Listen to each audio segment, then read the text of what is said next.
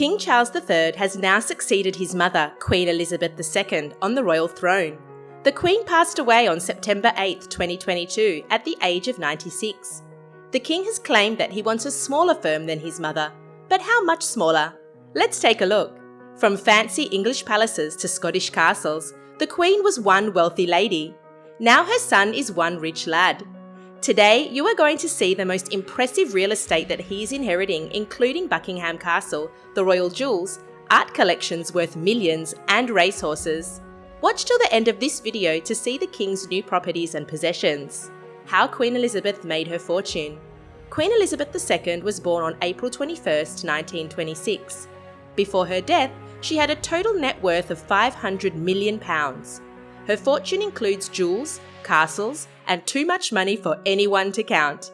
Her income has come through a taxpayer fund, estates known as duchies, and other privately held assets. It is then used to maintain palaces and royal duties such as travel and receptions.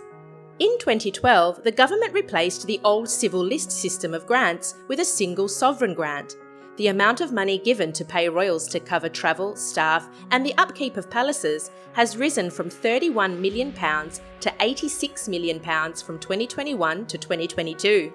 The profits from the Queen's estates made up a total of £313 billion of profit between 2021 and 2022. Here are all the assets that will be passed down to her son, King Charles III. The Duchy of Lancaster. King Charles III will become the owner of the Duchy of Lancaster, the family's main income. Henry III gifted it to his son Edmund in 1265 and has net assets of £652 million under its control. The tradition is that the King or Queen receives income from the duchy. This estate consists of agricultural, commercial and residential properties, including a portfolio of financial investments. There is a total of 5 rural units or surveys. They cover around 18,000 hectares of land in England and Wales. The foreshore survey is 36,000 hectares. That is about 2.5 acres. It runs from River Mersey to Barrow-in-Furness in the north of England. The mineral surveys comprise limestone and sandstone quarries from South Wales to New Yorkshire. Then there's Urban Survey, which includes large-scale commercial property interests in central London, including Savoy Hotel. The King will now lose the Duchy of Cornwall, which will pass to his son Prince William. So Charles will become even richer by inheriting the Duchy of Lancaster. There is an obscure legal clause that permits inheritance to pass from sovereign to sovereign. This means that the Queen can pass her inheritance to her eldest son Charles, without having to pay inheritance tax. Lucky guy, don't you think? Buckingham Palace. The headquarters. Buckingham Palace is the most famous royal property in the UK. It is also one of the biggest tourist attractions in all of England. Buckingham Palace is located in the city of Westminster. It belongs to the ruling monarch of the time. This tradition dates back to 1837, so it automatically passes to the King now. Buckingham Palace has 775 rooms that include 52 royal and guest bedrooms, 19 staterooms, 92 offices, 188 staff bedrooms, and 78 bathrooms. Some of the staterooms inside the palace are open to visitors during specific times of the year. The royal jewels.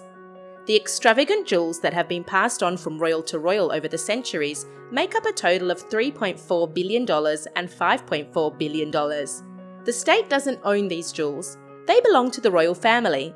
The ownership of these jewels passes from one monarch to the next. There are symbols of over 800 years of monarchy.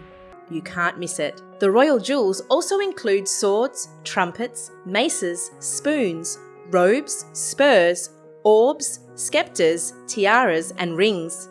King Charles III now becomes the owner of the crown jewels. Bet you Camilla will be happy to wear a nice new tiara. Technically, it's an old one. Palaces.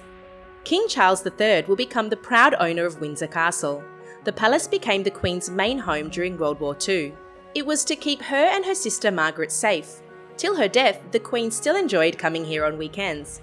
It isn't far from her London home base.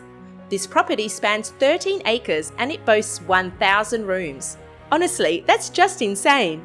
It is the largest occupied castle in the world. No idea what King Charles III is going to do with this property and whom he is going to invite. Does he even have 1,000 friends? Hampton Court Palace is another palace that the Queen owned. It is situated in the London Borough of Richmond upon Thames. It was once the residence of King Henry VIII. In 1514, it was built for 200,000 crowns, which is equivalent to £56.6 million.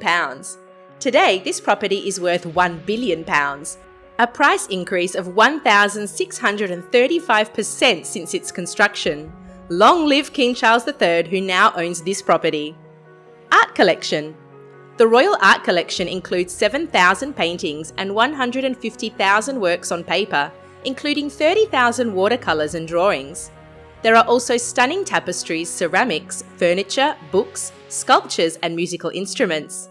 Some of the notable pieces that Queen Elizabeth II owned include drawings by Leonardo da Vinci, Michelangelo, Raphael, and Hans Holbein the Younger. Some of the famous sculptures in her possession include Mars and Venus by Antonio Canova, a bronze equestrian statue of Louis XIV by François Giardon, and Lele Venus, a Hellenistic statue of the Crouching Venus. Her Royal Philatelic Collection is stored in St James's Palace. It comprises postage stamps from across the Commonwealth. Racehorses. The Queen has been obsessed with horses since the young age of 4. She has even been riding horses until the age of 95. One of her great passions was horse racing. She used to bet huge money on horses, and boy did she know what she was doing.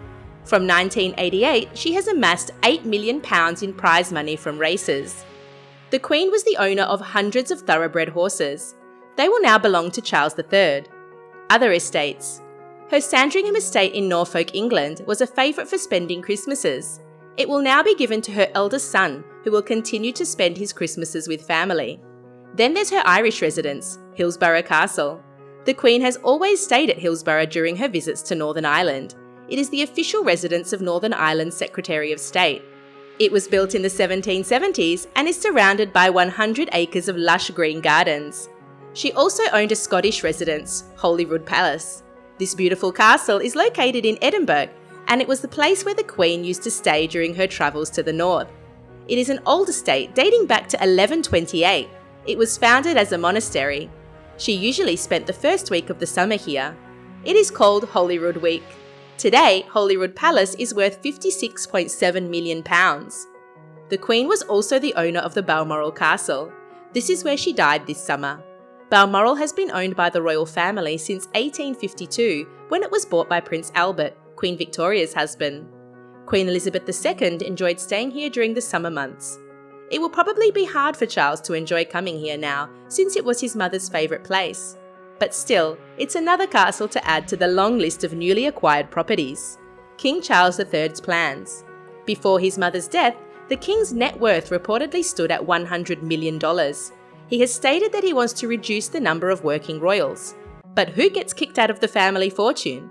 Before becoming king, 74-year-old King Charles III announced that he would offer some of his pension to charity. In 2013, he started giving $177 per week to charity. That's not a lot, is it? He always wanted to be king. The moment has finally arrived and all the riches he's always dreamed of. There is, however, a mystery surrounding what he will inherit. It will probably remain that way for decades.